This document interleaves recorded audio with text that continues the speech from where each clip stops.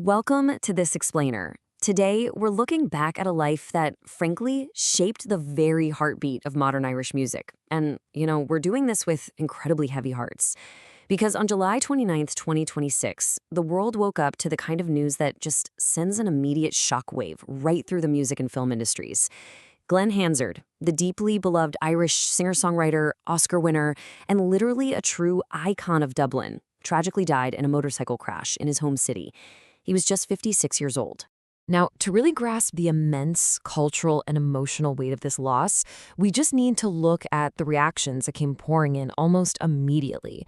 Broadcaster Ryan Tubridy actually captured the sentiment of the entire nation with this quote, saying, "Apart from his talent as an artist, he also cared. He cared about the homeless and he cared about Ireland. We have lost one of the greats." It really highlights that while his talent was absolutely undeniable, it was his profound empathy that made him irreplaceable. He wasn't just a voice on the radio. He was a true pillar of his community. The facts of the incident itself are heartbreakingly brief and sudden. The single-vehicle accident happened shortly before 4:30 in the morning on Lower Road in Lucan. That's an area in the west of Dublin right near the strawberry beds. Emergency services rushed to the R109, but sadly, the musician was pronounced dead just a short time later. His reps at ATC Management put out a statement confirming that his family was, quote, deeply shocked and heartbroken. In just an instant, the boy who started out busking on the rough streets of Dublin and eventually conquered the globe was gone. But to truly honor the man, we've got to look at exactly how that incredible journey unfolded. Section 1, from Ballymun to the big stage. So let's dive into this. Glen Hansard's foundation was set all the way back in 1970. Born in Dublin, growing up in a working-class household in Ballymun, he found his absolute escape in music. Inspired by musical giants, we're talking Bob Dylan, Leonard Cohen, Van Morrison, he made a pretty bold choice. In 1983, at just 13 years old, he actually dropped out of school to go busk on the city streets. He later called this experience his true musical education, and you can definitely see why. It was raw, it was real, and it totally honed his craft. By 1990, he took all that street-tested grit and formed a band that would become an absolute cornerstone of Irish rock, the Frames. The thing about the Frames is they didn't just play music. They built this incredibly devoted, almost family-like following. They became one of Ireland's most enduring and influential rock acts, largely driven by these massive, emotive tracks like Revelate, Fitzcarraldo, and Headlong. I mean, these songs basically became anthems for an entire generation in Ireland. But right as he was cementing this status as a hometown rock hero, a totally different kind of spotlight found him. Section 2, an accidental actor, the commitments. Okay, so cut to 1991, and there's this really fascinating tension between the two sides of his early fame. Hansard's life takes a huge, totally unexpected turn. He literally only went along to accompany a friend to an audition for Alan Parker's film The Commitments, but a casting director spotted him holding his guitar, asked him to read some lines, and boom, he landed the role of guitarist Outspan Foster right on the spot. The film went on to be a colossal international success. But internally, Hansard was actually super uneasy about it all. He was terrified that this kind of accidental acting fame was going to completely overshadow this serious musical career he was trying to build with the Frames. He was just absolutely determined to prove to the world that he was a musician first and foremost. Section 3, Once and Oscar Glory. But as fate would have it, film and music were destined to collide for him once again, and it led to this ultimate rags-to-riches sequence that really defined his global legacy. In 2007, his old bandmate John Carney wrote a script directly inspired by Hansard's own busking days. So Hansard steps back in front of the camera for this super low-budget indie film called Once, co-starring with Czech musician Markéta Ergalova. They basically played semi-autobiographical versions of themselves. Together, they wrote the film's centerpiece, the incredible duet Falling Slowly. It's this beautiful song of hard-won hope that genuinely just captured hearts worldwide. This tiny little film absolutely exploded in popularity. It even became a Tony-winning Broadway musical, culminating in February 2008 when Hansard and Ergalova actually won the Academy Award for Best Original Song.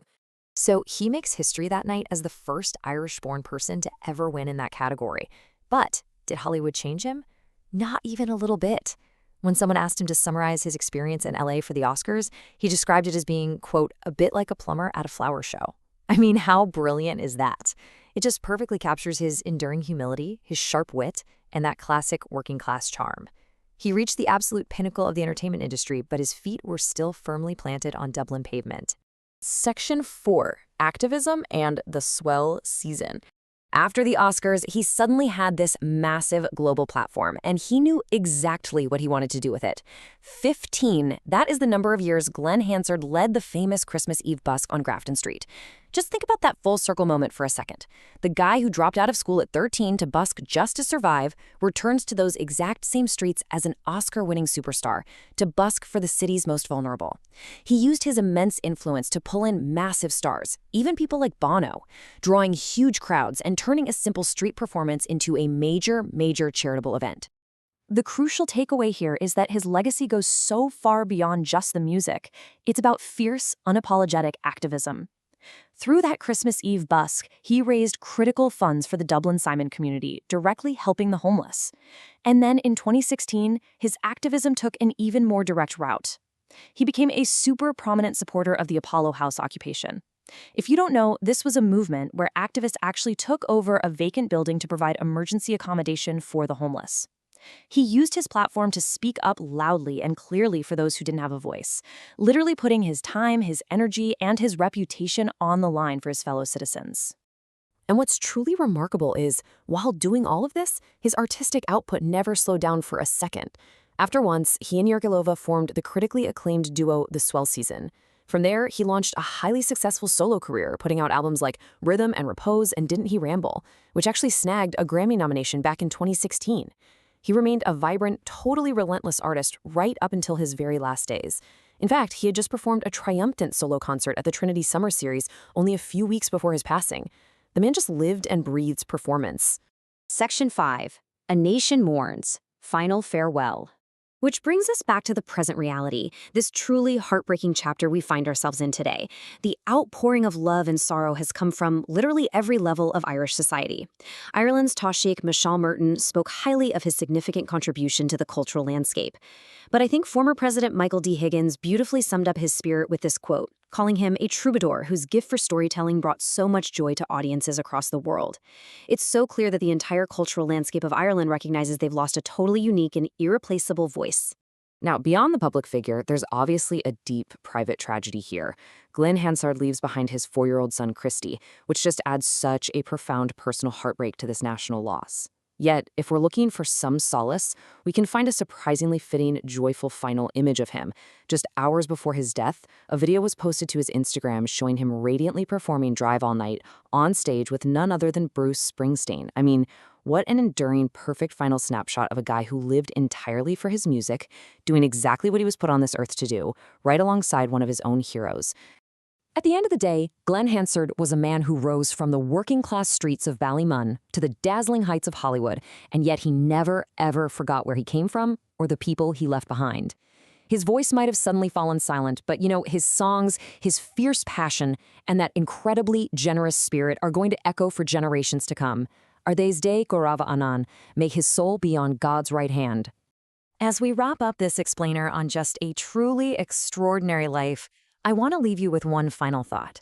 Glen Hansard took a simple wooden guitar and a powerful voice, and he used them to entertain the whole world while changing the very streets he came from. He showed us all the real power of art when it's completely fused with empathy. So, taking inspiration from his incredible journey, the question for all of us is, how will you use yours? Thank you so much for watching, and keep learning.